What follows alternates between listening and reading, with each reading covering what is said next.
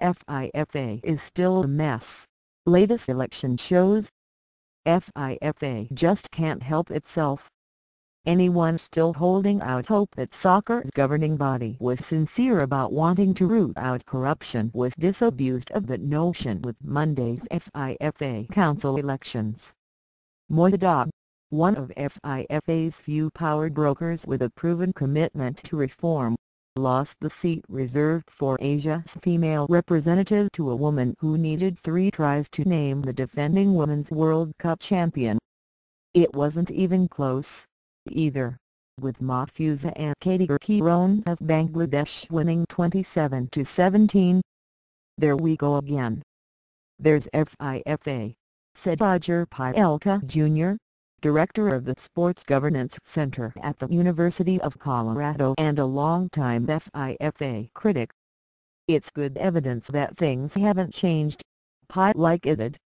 "It involves the person, Moya Dodd, who put forward a manifesto on reform. She's smart. She's out there. She has an international presence. And she's threatening. And now she's been marginalized." It's been almost 2 years since the U.S. Department of Justice issued sweeping indictments accusing some of FIFA's most powerful and visible members of racketeering, wire fraud and money laundering conspiracies. That FIFA rivaled the mafia for corruption had never been any great secret. But with the extent of the greed and the graft making sponsors uncomfortable, FIFA had no choice but to act. Or act like it was acting. Sepp Blatter was ousted as president and replaced by Gianni Infantino, who pushed through a series of reforms.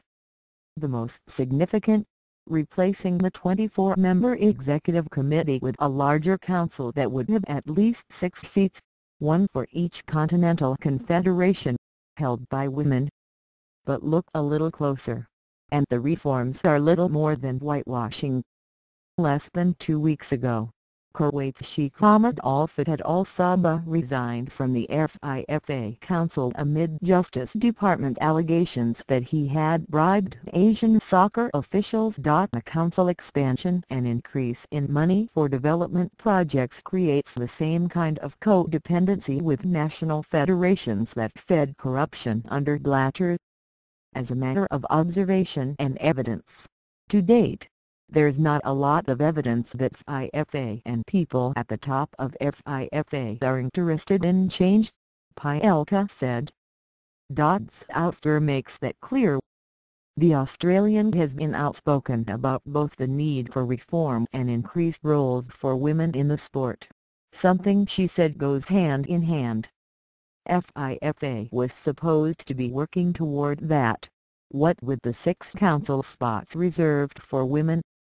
But, as with many of FIFA's reforms, it's nothing more than a show. And a poor one at that.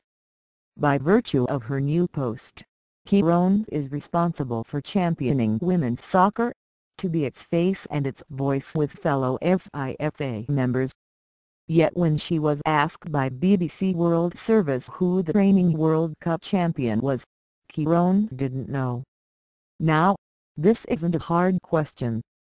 Women's soccer is still very much a developing sport, hence, the importance of having advocates at FIFA's highest levels, and only for teams have won either the World Cup or Olympic title. Korea, Kiron's first answer according to the BBC, isn't one of them. That she got the answer wrong is bad enough. That she couldn't even make an educated guess of the United States, which has won or been runner-up at all but 4 of the 13 World Cup and Olympic tournaments, is even more troubling. It would be mind-boggling if someone so clearly competent was passed over for someone so clearly incompetent at any other organization. At FIFA, it's business as usual. In fact, it's the preferred method of operation. Yep. Let's just carry on as we have for years and pretend to be evolving. Julie Fuddy. The World Cup and Olympic champion, who is now an ESPN analyst, said on Twitter, "Ain't buying what we're selling.